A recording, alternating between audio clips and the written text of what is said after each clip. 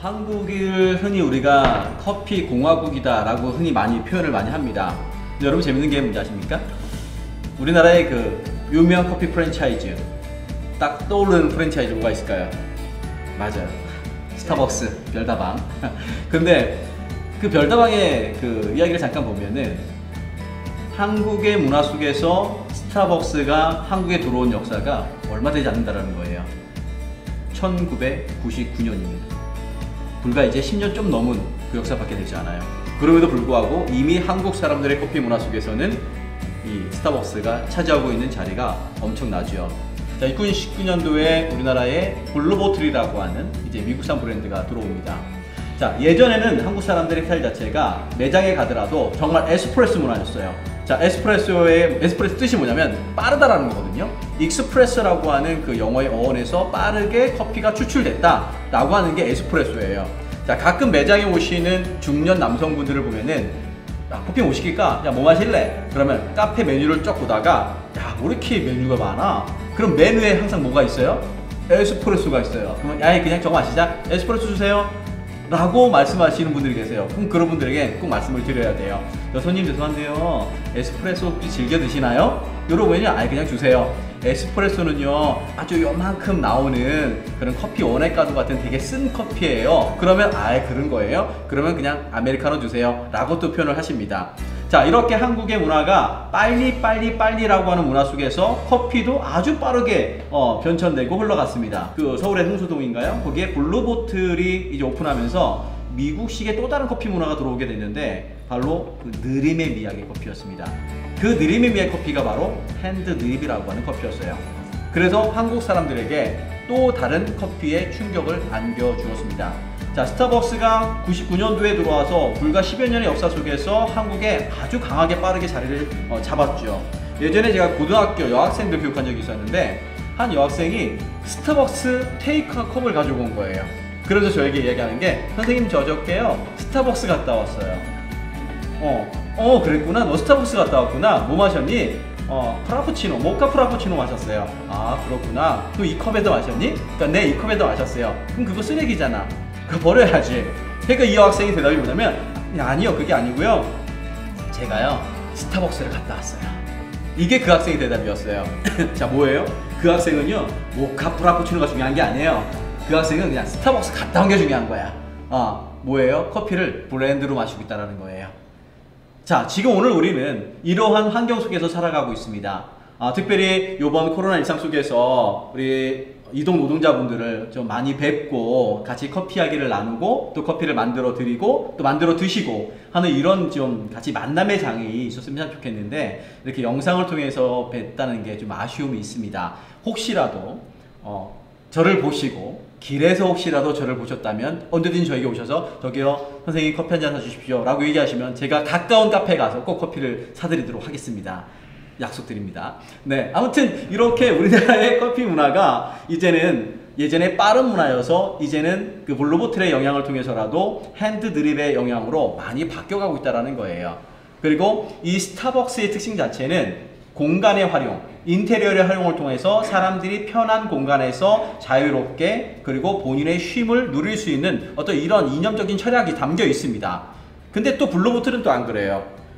이걸 우리가 핸드폰에 대조해 보자면 스타벅스는 삼성 폰과도 같은 갤럭시 폰과도 같은 이런 느낌이에요. 다양한 기능과 다양한 구조와 다양한 그러한 그 활용도 어떤 이런 부분이라면 아이폰처럼 감성을 자극하고 꼭 뭔가 본인이 할 수 있는 자기만의 것들을 추구하는 어떤 이런 아이폰의 개념이 바로 블루보틀. 그래서 블루보틀과 스타벅스는 미국에서도 지금 대립을 하고 있다 그러죠. 마찬가지예요. 하지만 점점 우리나라의 문화도 이렇게 자기만의 스스로의 감성을 표현할 수 있는 커피들로 많이 바뀌어가고 있습니다. 1901년에 미국의 제1교포인 가토 사토리라고 하는 사람이 있었는데 이 사람이 인스턴트 커피를 발명합니다. 인스턴트 커피 자체를 액상화시켜서 기계로 추출하는 것이 아니라 추출된 커피를 뜨거운 물에 부으면 바로 녹아들일 수 있는 그런 커피를 만들어요. 그러면서 이 커피를 가지고 많은 사람들에게 소개를 했지만 크게 흥행을 하지 못합니다. 그런데 1960년도에 브라질에서 아주 많은 커피의 그런 수확을 얻게 됩니다. 그래서 이 브라질이 그 커피를 다 처치를 하지 못하니까 미국의 넥스웰이라고 하는 회사에게 SOS를 청합니다. 그래서 그 넥스웰 회사가 그 커피를 가지고 대량의 인스턴트를 만들기 시작을 하면서부터 세계 사람들이 커피를 이제 인스턴트화 식으로 바뀌어 나가는데, 그 중에 1등 공신이 바로 세계대전이었습니다. 전쟁을 통해서 나가는 많은 미국의 군인들에게 이 인스턴트 커피는 군대의 비상식량이 되어집니다. 그래서 비상식량이 나누어질 때 그 인스턴트 커피를 같이 그곳에 껴넣기 시작을 했어요.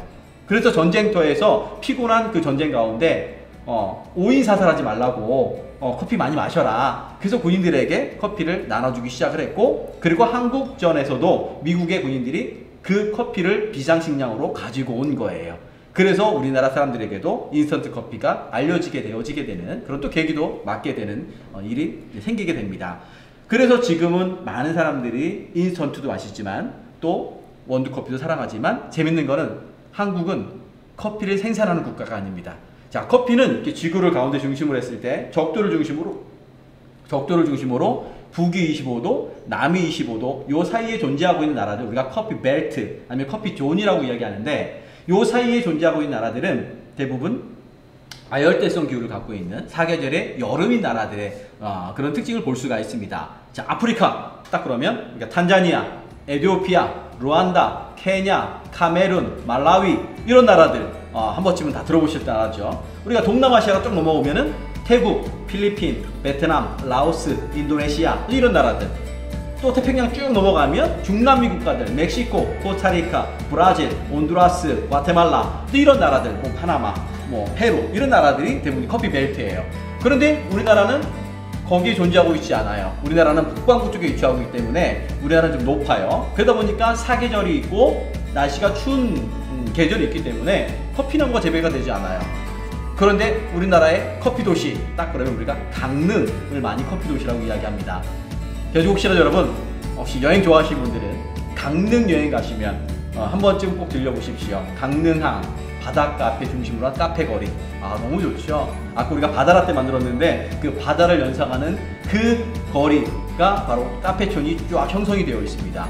그리고 뭐 보헤미안 카페라든가 아니면 테라로사, 커피커퍼, 산토리니, 커피 아메리카 다양한 아주 유명한 카페들이 그 강릉에 아주 즐비하게 놓여있는 것을 볼 수가 있습니다. 자, 우리의 실생활 속에서 이런 많은 커피가 마셔지고 있고, 지금 한국 같은 경우는 성인이 마시는 일년의 커피 한 잔에 365일 기준으로 했을 때 363잔인가? 뭐 이 정도 된다고 이야기를 합니다. 뭐 정확한 수치는 모르겠지만 아무튼 매일 꼭 한 잔 꼭 드신다는 거예요. 마신다는 거예요. 여러분 어떠십니까? 여러분도 꼭 그렇지 않습니까? 저도 평균 하루에 3잔에서 4잔 정도의 커피를 마시는데, 우리 모두가 이렇게 음용하는 커피는 이미 우리 일상생활 속에서 많은 사람들에게 다가왔다라는 거예요. 자, 그런 커피를 다시 한번 좀 우리가 좀 맛있게 마시는 방법이 없을까? 자, 일단 제가 드립을 이번에 좀 보여드리려고 하는데, 아까 블루보틀 잠깐 얘기하면서 우리가 핸드 드립 커피를 잠깐 얘기했는데, 핸드 드립도 뭐 도구가 너무나 다양합니다. 지금 국내에 소개되어져 있는 드립은 칼리타, 하리오, 보노, 멜리타, 클레버, 웨이브, 융, 점점점점점점 너무나 많아요. 도구들도 너무나 많고, 자, 그 가운데 대표적으로 사용되는 게 이런 구멍이 3개 정도 뚫린 칼리타 드립이라고 하는 겁니다. 저는 개인적으로 드립을 할 때 참 마음이 평안해집니다. 마음이 평안해져요. 최근에 한 드라마를 보니까 그 얘기하더라고요. 피아노 치는 피아니스트인데 그 상대방 역할에게 세상에 나쁜 피아노는 없다, 못 치는 피아니스트만 있을 뿐이다, 그 얘기 딱 던지는 거예요. 저도 늘 커피 강의할 때 그 얘기합니다. 세상에 맛없는 커피는 없다, 못 만드는 바리스타만 있을 뿐이다. 저는 그 이야기를 합니다. 자, 여러분, 세상에 맛없는 커피는 없습니다. 바리스타는 그래서 본인이 커피를 만들 때 정말 맛있게, 그리고 내 커피를 마시는 손님들에게, 또 아니면 나의 손님에게 정말 내가 만드는 커피 한 잔에 담겨있는 그 정성과 수고와 땀과 노력과 이 모든 것들을 함께 베풀 수 있는 그러한 커피를 만드는 걸 참 좋아합니다. 자, 우리가 음악의 바로크 시대의 그 음악의 아버지라고 하는, 서양 음악의 아버지라고 하는 대표가 바흐죠. 세바스찬 바흐인데, 이 바흐는 평생 동안 많은 음악을 작곡을 했지만 작곡을 안 한 유일한 장르가 있는데, 그게 바로 오페라라고 하는 장르예요. 이 바흐는 오페라 장르가 없는데, 이 바흐의 음악 가운데 또 특별히 이 커피와 관련된 재밌는 단막극이 하나 있는데 바로 그게 카페 칸타타라고 하는 바로 장르인데, 이 카페 칸타타 잠깐 이야기를 해드리면은 이 바흐의 그 카페 칸타타에는 아버지와 딸이 등장을 합니다. 그런데 이 딸이 완전 커피 중독인 거예요. 너무 좋아하는 거예요. 그런데 이 아버지는 그런 딸이 너무 싫은 거예요. 왜? 그 당시에는 커피를 많이 마시면 불임이 된다라고 하는 어떤 그러한 가설이 돌아다녔어요. 그러다 보니까 이 아버지는 딸에게 너 커피 마시지 마. 너 커피 마시면 이제 안 돼. 너 커피 마시면 옷도 안 사줄 거고, 너 먹을 것도 안 줄 거고, 너 아무것도 안 해줄 거야. 그러니까 딸이 너무 싫은 거예요. 자긴 커피가 너무너무 좋은데. 그러니까 아버지에게 안 됩니다. 난 커피를 마셔야 됩니다. 라고 옥신각신 싸우는 거예요. 음악에서 싸우는 거예요. 음악에서. 그러다가 아버지가 도저히 안 되겠으니까 그럼 너 빨리 결혼해라. 결혼해라. 이렇게 제안을 이제 합니다. 그러니까 딸이 뭐 스토리가 좀 긴데 아무튼 그 딸이 그 아버지의 제안을 받아들여서 그럼 내가 커피 안 마실 테니까 지금 당장 가서 내 신랑감을 찾아오세요. 그러니까 아버지가 또 신나가지고 신랑감을 또 찾으러 나가요. 딸은 그 아버지를 속인 건데 나중에 아버지가 끝내 딸한테 딱 굴복이 돼요. 에휴, 할머니도 마셨고 엄마도 마셨고 그런 커피인데 에휴, 너는 또 안 마시겠냐? 너도 마셔라 라고 하는 그런 이야기가 전개가 됩니다. 자, 이런 바흐의 커피 칸타타처럼 커피는 많은 사람들에게 정말 사랑받는 그런 커피도 유명하지요. 그래서 바흐는 작곡을 할 때, 곡을 쓸 때 꼭 커피를 마셨다고 그러죠. 자, 베토벤도 마찬가지예요. 자, 베토벤도 커피 예찬가였는데, 애호가였는데, 베토벤의 특징은 이 커피콩을 꼭 50알을 꼭 골라서 계량을 했다 그래요. 계량해서 베토벤은 50알 계량 커피를 마셨다라는 걸로 역사적으로 아주 유명하죠. 보면은 뭐 베토벤, 그다음에 아까 얘기했던 발자크, 아니면 바흐, 또 커피 좋아했던 그 네덜란드 작가 반 고흐라고 미술가가 있죠. 자, 반 고흐, 자, 비슷한 게 있죠. 공통된 게 앞에 비읍이 붙어요. 거의 바로 시작이 돼요. 그죠? 이 바로 시작하는 사람들이 커피를 참 좋아하나 봐요. 그래서 커피하는 사람을 바리스타라고 그러나 봐요. 요건 아재 개그인데. 네, 아무튼 이런 농담이었고요. 여하튼 이렇게 역사적으로 볼 때 커피 애호가들이 바가 있는 사람들이 참 많아. 아무튼 그래서 이 바리스타는 이렇게 맛있는 커피를 내림에 있어가지고 정말 정성껏 내가 마실 수 있는 최고의 커피가 나의 손에서 연출된다라고 하는 그런 자부심을 느꼈으면 좋을 것 같습니다. 자, 그래서 오늘 제가 칼리타 핸드 드립을 좀 준비해 왔고요. 자, 커피를 다시 한번 갈아보도록 하겠습니다. 자, 커피는 모든 가는 과정서부터 내리는 모든 순간까지가 참 정성이 깃든 그런 시간이 아닐까 싶습니다. 제가 예전에 그 커피를 가르쳤던 한 중년 남성이 계셨는데요. 그 중년 남성분이 저한테 핸드 드립을 한 2개월 정도 배우셨습니다. 배우시고 나서 시골에 사시는 분이었는데 어느 날 제가 그 동네를 놀러가 봤는데 저기 사강 쪽에 있는 포도가 많이 재배되는 그런 지역이었습니다. 그런데 그분이 원두막에서 드립을 하고 계시는 거예요. 원두막에서 드립을 하고 계시는데 그 모습이 물 끓는 소리가 조금 시끄러울 겁니다. 근데 그 모습이 너무 평온해 보이는 거예요. 그런데 잠시 뒤에 그 지역을 지나가는 동네 아저씨가 오토바이를 타다가 저 선생님 뭐 하세요? 그러니까 일로 와. 커피 한 잔 마셔. 그분이 아주 자연스럽게 그 정자에 앉는 거예요. 오두막에 앉는 거예요. 그러더니 조금 있다가 경운기를 끌고 가던 아저씨가 저 가더니 거기서들 뭐해? 그랬더니 야 일로 와. 커피 한 잔 마셔. 그래서 커피를 또 같이 마시는 거예요. 조금 있다가 동네에서 니아까를 끌고 가던 아저씨가 지나가다가 야 거기서들 뭐하니? 일로 와.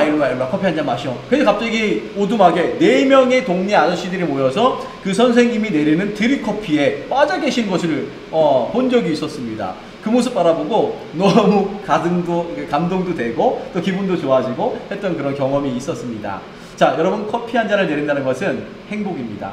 그리고 그 커피를 마실 수 있다는 것도 정말 큰 행복이 아닌가 싶습니다. 자, 오늘 그 커피 행복을 같이 한번 나눠보려고 합니다. 자, 커피를 잘 갈아주시고요.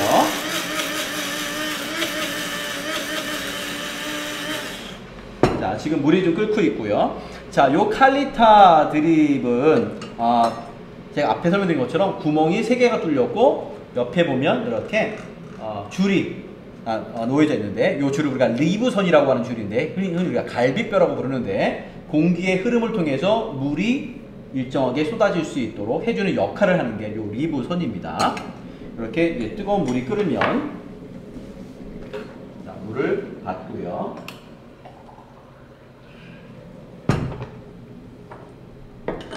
자, 드립은 먼저 하기 전에 가운데 있는 여가지, 드리퍼, 서버.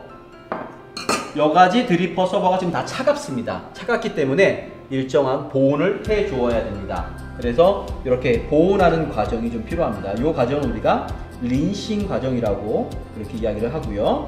이렇게 물을 따뜻한 뜨거운 물을 부어서 여가지의 종이의 맛도 날려주고 드리퍼도 따뜻하게 해주고 서버도 따뜻하게. 여러분 집에서 우리가 커피를 마실 때 어떤 날은 맛이 없는 경우가 있어요. 이런 경우는 왜 그러냐면 잔이 차가워서 그래요. 그래서 여러분 집에서 뭐 인스턴트 커피를 마시든 아니면 원두 커피를 마시든 따뜻한 커피를 드실 때는 제일 중요한 건 잔이 먼저 따뜻해야 돼요. 그래서 매장 같은 데 가면, 카페 같은 데 가면은 커피 머신 위에 잔들을 이렇게 수북하게 쌓아놓는 경우가 있잖아요. 요 기능을 우리가 워머 기능이라고 하는데 따뜻하게 데핀다 라고 하는 그런 기능입니다. 그래서 잔을 따뜻하게 이렇게 데피는 게 중요합니다. 물을 버려주시고, 자, 좀 전에 갈아놨던 원두를 자, 이렇게 부어서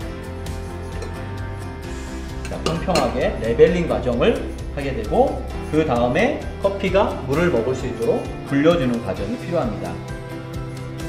자, 뜸들이기 과정이라고 하고, 자, 적당량의 물을 부어서 위에 있는 커피가 뜸을 들여야 돼요. 자, 뜸 들이기를 왜 하느냐? 자, 쉽게 생각해 볼게요. 자, 여러분 목욕탕 가서 때를 밀어야 돼요. 그럼 우리가 온탕에 풍덩 빠지죠. 왜 온탕이 들어가죠? 때가 잘 나와야 되니까, 잘 밀어져야 되니까, 잘 나와야 되는 거예요. 마찬가지 커피도 뜨거운 물을 먹어야 돼요. 먹어야만 이 커피가 가지고 있는 성분 자체가 잘 추출이 되어지는 거예요. 자, 커피 한 잔이 가지고 있는 효능은 다양하죠. 특별히 라세트라고 하는 의학 백서를 보니까 그 백서에 기록되어 있는 의사 선생님의 이야기를 보니까 커피는 두통약이다 라는 표현이 있어요. 뭐냐? 심경을 맑게 해준다, 머리를 맑게 해준다. 심장을 두근두근 해줌으로 인해서 혈액순환을 빨리 하게 해주고, 그리고 그를 통해서 신경이 맑아진다, 머리가 맑아진다. 그래서 가끔요 머리가 아픈 날이 있어요. 혹시 이동 노동자분들 다니시다가 머리가 아플 경우 있으면요, 두통약 찾지 마시고 가까운 카페 들어가서 에스프레소 딱 2잔만 시켜서 드시기 바랍니다. 드시기 조금 힘들 수도 있어요.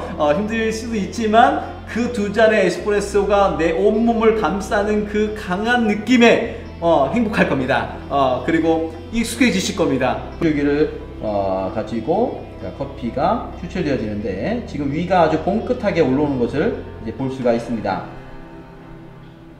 커피가 물을 잘 먹고 잘 추출되어질 수 있도록 물줄기를 잘 부어줍니다. 자, 우리가 핸드드립에서 가장 중요한 부분이라고 할 수 있는 이 물줄기를 잡아주는 부분인데요. 어떤 이러한 구체적인 방법에 대해서는 지금 다 설명해 드릴 수는 없지만, 이렇게 드립포트 주전자에서 물줄기를 고르게 잡고 커피가 잘 추출되어질 수 있도록 차분하게 물을 부어줍니다. 자, 이런 드립을 우리가 정확하게는 칼리타 나선형 드립이라고 흔히 이야기를 하는데, 물줄기를 가운데부터 달팽이 모양으로 커피를 전체적으로 다 우려 주어서 커피가 추출되어지는 그런 방식을 갖고 있습니다. 많은 드립 방법 중에서 가장 대중적으로 또 많은 사람들이 쉽게 커피를 접할 수 있고 추출할 수 있는 그런 방법이기도 합니다. 요 드립과는 반대적으로 이런 하리오 드립이라고 하는 또 드립도 있는데, 요 드립 방법도 다른 드립의 방법을 갖고 있기 때문에 또 추후에 또 설명드릴 수 있는 기회가 있으면 좋겠습니다. 이렇게 칼리타 드립을 통해서 커피 한 잔이 추출이 되었습니다. 요 커피 추출된 커피를 한번 제가 마셔보도록 하겠습니다. 자, 아까 게스트분들이 너무 커피를 맛있게 드셔주셔서 저도 커피가 참 마시고 싶었는데, 자, 참고로 우리 여기 이동 노동자 쉼터 우리 담당하고 계신 우리 이철원 팀장님 잠깐 모셔도 될까요? 그 다음에 입으로 공기. 자, 어떠세요? 좋아야 될 텐데. 네. 근데 진짜로 그 평소에는 느껴지지 못했던 그 커피 맛이요, 네, 새롭게 막 다가오는 것 같습니다. 진짜 네. 그래요. 네. 단지 흔히 막연하게 우리가 커피 너무 쓴 것 같아요 라고 표현하는 사람들도 있지만 한 잔의 커피는 정말 사람의 마음을 아주 평온하기도 하고 또 기분 들뜨기도 합니다. 자, 커피가 처음 3세기에 발견됐던 에티오피아의 칼디라고 하는 양치기 소녀는 양들이 숲속에서 먹었던 빨간색 체리 열매를 보고서 그 열매를 따먹고 나서 자기의 몸에 힘이 돋는 그러한 경험을 했다라고 하는 거예요. 여기 있습니다. 커피나무. 예, 네, 커피나무. 요 커피나무를 보고서 칼디라고 하는 양치기 소년이 그 열매를 따서 먹어본 거지요. 그로 인해서 온몸에 돋는 자기의 힘을 느꼈다라고 하는 거예요. 자, 오늘 교수님 말씀하신 것처럼 뭔가 색다른 듯한 커피, 그리고 뭔가 이렇게 어떤 그런 말로 표현할 수 없지만 아무튼 기분 좋아지는 어떤 그러한 느낌의 커피를 오늘 이렇게 한 잔의 커피로 나눌 수가 있었습니다. 네, 함께 해주셔서 감사합니다. 예, 수원에 광교산이 있잖아요. 예, 광교산. 광교산에 올라가면 재밌는 게 있어요. 아까 이제 스타벅스 말씀하셨는데 거기에 비닐하우스로 돼서 스타복스라는 커피숍이 있습니다. 스타벅스. 스타벅스. 네. 이제 그렇듯이 사실 우리 이동도 동자가 사실 바빠요.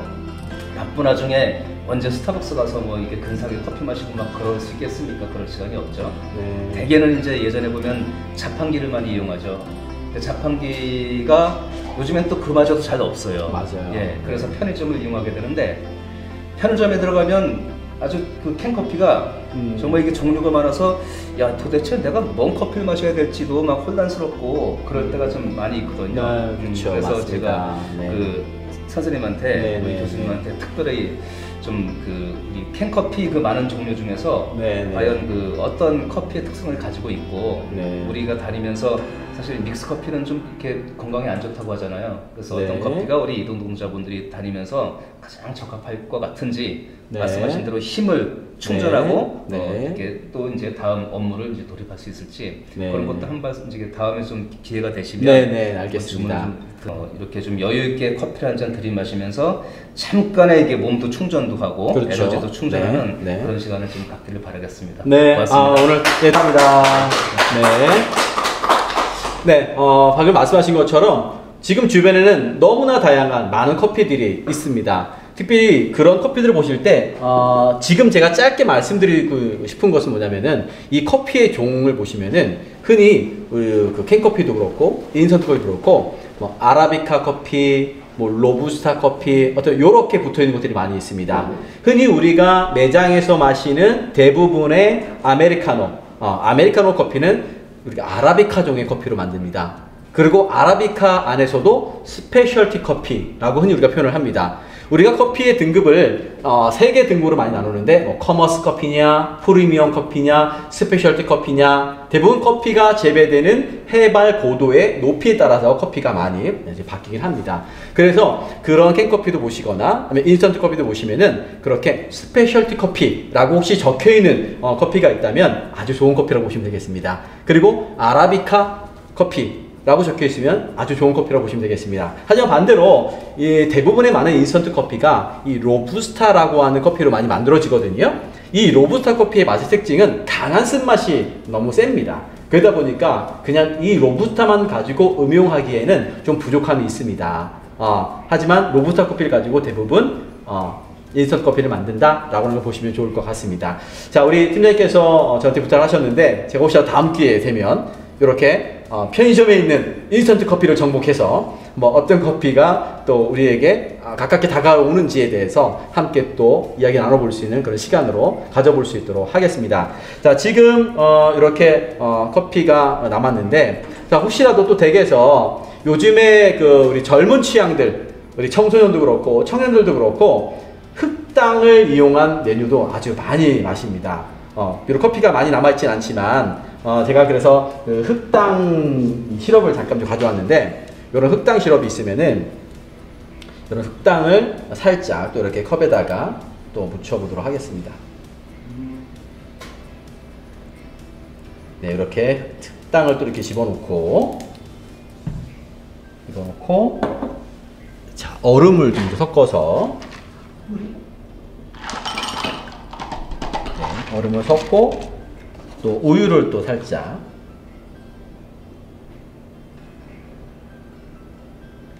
자, 그러면 또 즉석에서 이렇게 흑당 라떼가 또 만들어졌습니다.